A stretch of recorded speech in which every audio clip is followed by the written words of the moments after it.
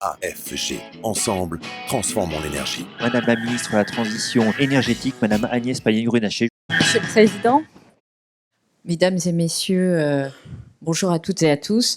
Je suis très heureuse d'être avec vous aujourd'hui dans ce moment particulier. Je crois que la vidéo d'introduction a mis l'accent sur les défis clés qui nous attendent. Un moment particulier pour notre pays, mais un moment aussi particulier pour notre continent européen et les valeurs que nous portons. Nous traversons une période historique à double titre, un choc énergétique sans précédent depuis les années 70 et le défi titanesque d'être le premier grand pays industriel au monde à sortir de sa dépendance aux énergies fossiles. La crise ukrainienne et la volonté de la Russie d'utiliser le gaz comme arme de guerre entraînent des tensions sans précédent sur les marchés du gaz et sur les marchés de l'électricité. La conséquence, vous la connaissez, ce sont des fortes tensions sur les marchés de l'énergie en Europe. À ces tensions européennes, vous le savez, s'ajoute une situation dégradée en termes de disponibilité des installations de production électrique en France. On parle beaucoup de nucléaire, on peut aussi parler d'hydroélectricité. Malheureusement, les deux sont touchés.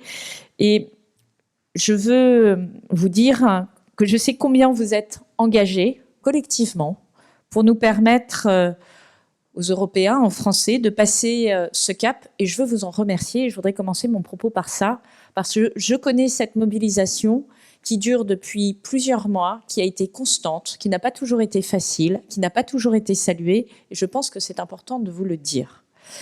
Je veux aussi vous dire que le gouvernement est à vos côtés dans cette période et met tout en œuvre pour que les transformations radicales que nous devons mener à la fois pour lutter contre le réchauffement climatique, comme pour renforcer notre indépendance énergétique, pour que ces transformations soient planifiées, accompagnées et anticipées. C'est notre responsabilité politique. Sur ce chemin de crête exigeant, nous avons, ces derniers mois, mené des actions déterminantes. D'abord, je l'ai indiqué, toutes les dispositions nécessaires pour préparer l'hiver dans les meilleures conditions ont été prises au niveau français et européen. Et je crois d'emblée qu'il va être nécessaire de préparer l'hiver 23-24, surtout en termes gaziers, parce qu'il est probable que la marche à franchir soit plus élevée que celle de l'hiver 22-23. Mais si on fait un arrêt sur image, nous avons assuré la diversification de nos approvisionnements gaziers, en augmentant notre capacité d'importation de gaz naturel liquéfié via nos terminaux existants. Ils ont été optimisés dans leur exploitation en assurant, et nous avons assuré un remplissage maximum de nos stockages puisqu'ils sont aujourd'hui à 96%. Nous nous sommes également dotés de moyens additionnels de gestion de situations de tension sur les réseaux électriques et gaziers. Ces moyens additionnels, vous les connaissez, c'est l'extension de l'interruptibilité gazière. Et je crois que c'est une nouvelle discipline qui gagnerait à être encore renforcée, promue, développée. La possibilité pour RTE de mobiliser des groupes électrogènes, la possibilité de réquisitionner les centrales gazières, l'organisation de la répartition de la consommation et l'organisation, en dernier recours et dans les scénarios les plus extrêmes, du délestage. Tout ça se prépare. Les scénarios sont divers suivant la température et l'évolution de nos approvisionnements, mais il est bon de savoir que vous êtes mobilisés et que nous sommes collectivement prêts. Au plan européen, notre consommation d'énergie demeure toujours très dépendante des conditions météorologiques et nous devons donc anticiper toutes les situations. En cas d'hiver particulièrement froid et sans ajustement de la demande, il existe des scénarios où nous pourrions connaître des difficultés pour couvrir l'ensemble des besoins, à la fois en cumulé sur l'hiver pour le gaz, même si nous sommes relativement confiants pour cet hiver, et en pointe les jours de pic de froid. Et je veux remercier RTE et GRT Gaz d'avoir fait cet exercice d'anticipation et de prévision des scénarios, parce que nous avons besoin aussi de donner de la visibilité aux acteurs économiques et de bien montrer dans quelles conditions, sans mauvais jeu de mots, de température et de pression, nous avons des difficultés, ces conditions étant nettement moins importantes que ce que les prix du marché nous disent aujourd'hui. Donc c'est probablement un message que nous devons continuer à passer aux professionnels et aux entreprises. je veux aussi vous dire que vous avez un rôle majeur à jouer en matière de plan de sobriété. D'ailleurs, vous l'avez vous-même indiqué.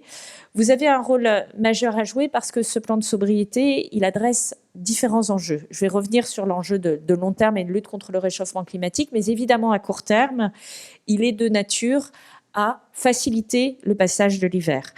Et vous avez une responsabilité à 3 niveaux, dans vos entreprises, évidemment. Je crois que la chasse au gaspillage ne peut pas être une mauvaise chose lorsqu'on pilote une entreprise et qu'on a l'habitude d'optimiser constamment sa structure de coûts. Dans le conseil à vos clients, évidemment, puisque vous êtes des professionnels de ces sujets-là, et pour ceux qui sont fournisseurs dans votre politique tarifaire. Ces signaux prix que vous pouvez envoyer pour rendre la sobriété encore plus acceptable me paraissent essentiels. Et je sais, parce que j'ai 2 dirigeants devant moi qui m'ont fait des propositions, qu'évidemment je ne partagerai pas parce que c'est le secret des affaires, mais je sais que ces propositions vont bon train et que vous aurez des propositions innovantes en matière de politique tarifaire, à la fois pour les particuliers, mais également pour les entreprises. Et je pense que c'est très important de bien avoir les entreprises dans votre plan de route. À court terme, l'enjeu, c'est celui du pouvoir d'achat des Français, mais c'est aussi celui de la compétitivité des entreprises.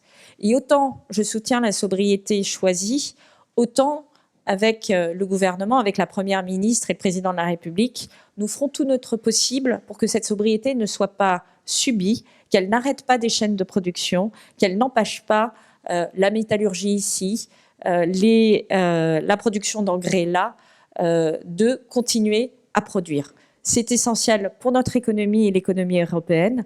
C'est essentiel aussi pour notre place dans le monde en matière économique. Le deuxième défi, celui du long terme, il est de taille, c'est d'être le premier pays au monde à sortir de sa dépendance aux énergies fossiles. C'est un impératif climatique, c'est un impératif de souveraineté géopolitique, et je crois que la guerre qui est aux portes de l'Europe nous le rappelle tous les matins. C'est aussi un impératif économique. Au travers du paquet climat Fit for 55, adopté par l'Union européenne durant la présidence française, nous avons clairement manifesté notre volonté d'accélérer. Nous sommes passés d'un objectif de réduction de nos gaz à effet de serre de 40% à horizon 2030 à un objectif de 55%. 40 à 55%, ça fait un petit 30% de plus, pas tout à fait l'épaisseur du trait, et c'est une trajectoire qui est extraordinairement engageante. Pour atteindre la neutralité carbone d'ici 2050, les experts nous le disent, nous devons réduire notre consommation d'énergie de 40%. 40%. Autant vous dire que le plan sobriété, qui est une réduction de 10%, c'est vraiment la première petite marche que nous franchissons. Il en reste 3 autres derrière. Elles ne se feront pas seulement en termes de sobriété, elles se feront aussi avec de l'efficacité énergétique. Mais que ce soit de la sobriété ou de l'efficacité, c'est un extraordinaire défi. Un défi de transformation de nos modèles, de vos modèles d'affaires, mais probablement aussi un défi qui peut ouvrir de nouvelles sources d'activité, de nouvelles solutions innovantes que vous pouvez porter, et je crois qu'il faut le regarder aussi comme une opportunité. Et puis, la neutralité carbone nécessite un déploiement massif et accéléré de toutes les énergies bas carbone. Et je vais être très claire ici. Moi, je n'ai pas de choix sur les énergies bas carbone. Je compte le nombre de grammes de CO2 que chaque énergie bas carbone émet et je regarde quel est le rapport, je dirais, coût-bénéfice de chacune de ces énergies. Chacune a des contraintes, mais chacune a des avantages. Et au fond, il faut élargir au maximum notre boîte à outils pour que chacune puisse jouer son rôle en matière de décarbonation. Et l'enjeu ici, c'est de faire preuve autant que possible de neutralité technologique pour laisser l'innovation exister, mais d'accompagner tous les mouvements qui se font jour pour transformer le passage de nos énergies fossiles vers des énergies bas carbone. Réduire la consommation et développer les gaz bas carbone, c'est en menant ces 2 chantiers de front que le secteur gazier cheminera vers la neutralité carbone. Vous le savez, avec la programmation pluriannuelle de l'énergie, la précédente, nous avons mobilisé près de 10 milliards d'euros à horizon 2028 pour le biogaz. Ce sont 10 milliards d'euros pour vous soutenir, 10 milliards pour votre transition, celle de la filière gaz. Au début du quinquennat précédent, il y avait 25 installations qui injectaient du biogaz dans les réseaux. Aujourd'hui, elles sont plus de 465 avec une capacité d'injection de près de 8 TWh par an. Les projets se développent rapidement, la trajectoire de la programmation pluriannuelle de l'énergie est atteinte. Vous le savez, ce n'est pas le cas sur tous les chapitres de cette programmation. Je m'en réjouis, mais clairement, nous devons aller plus loin. La définition de nouvelles trajectoires accélérées sera tout l'enjeu de la grande concertation nationale sur l'avenir de notre mix énergétique qui s'ouvrira courant octobre, avec une grande question: que devons-nous et que sommes-nous prêts à faire pour atteindre la neutralité carbone d'ici 2050 ? Cette concertation aboutira à la révision de la stratégie française pour l'énergie et le climat, et il y a une loi de programmation au second semestre 2023. Parallèlement, les appels d'offres d'obligation d'achat ont été lancés dès avril et je compte sur vous pour être au rendez-vous et proposer des projets nombreux. C'est indispensable si nous souhaitons accélérer sur la trajectoire. De même, nous avons franchi un nouveau cap avec la création des certificats de production de biogaz dans la loi climat et résilience adoptée l'été dernier. C'est une avancée majeure, innovante, fruit d'un important travail de mon ministère. Et je tiens aujourd'hui à vous confirmer notre volonté de mettre en œuvre ce dispositif le plus rapidement possible. Mais plus largement, ce que nous travaillons aujourd'hui, c'est un plan d'accélération massive des énergies renouvelables. Et je l'ai dit, toute énergie renouvelable. Vous le savez, ce plan il comporte différents dispositifs, dont des dispositifs réglementaires qui expliquent les 2 textes qui ont été publiés vendredi, qui doivent nous permettre de répondre à la hausse des coûts et de débloquer les projets actuellement menacés par l'expiration du délai de mise en service. Mais nos efforts ne vont pas s'arrêter là. Nous mettrons également les bouchées doubles pour consolider l'édifice en faveur du biogaz. De nouvelles mesures réglementaires pourront être prises rapidement en restant fidèles à notre méthode, le faire en bonne concertation avec l'ensemble d'entre vous. À titre d'exemple, une meilleure articulation avec les aides existantes de l'ADEME et des régions est en cours d'élaboration. Cela pourrait permettre d'augmenter fortement les effets de levier. J'ai évoqué le volet réglementaire de ce grand plan d'accélération des énergies renouvelables, mais nous avons également un volet organisationnel et d'effectifs.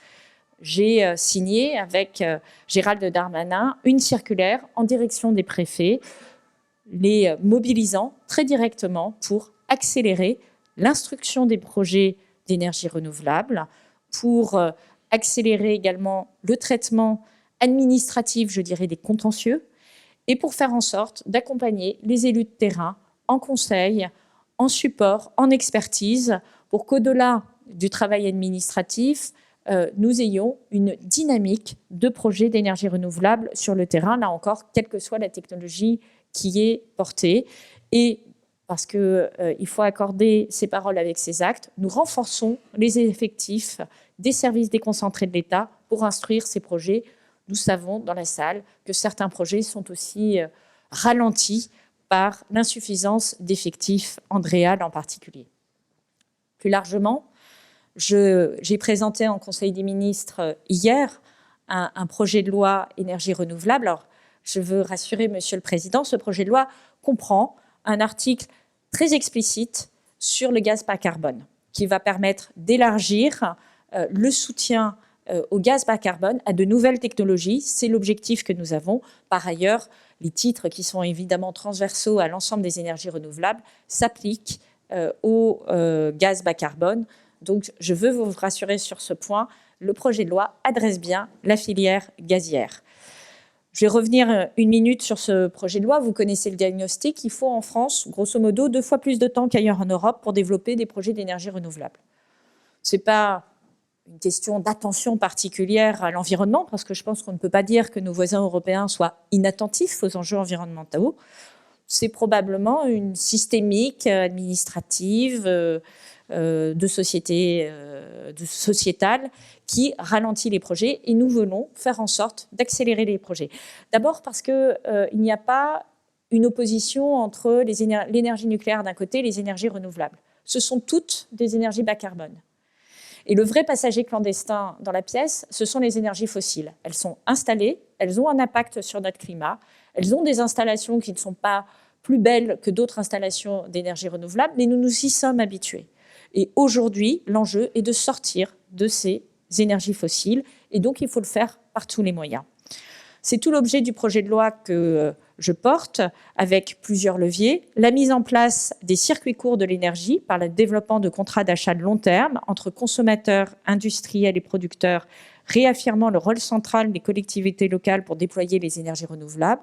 Et je veux dire ici que je suis prête à examiner un élargissement de ces PPA au secteur du gaz bas carbone, sous forme d'amendement probablement.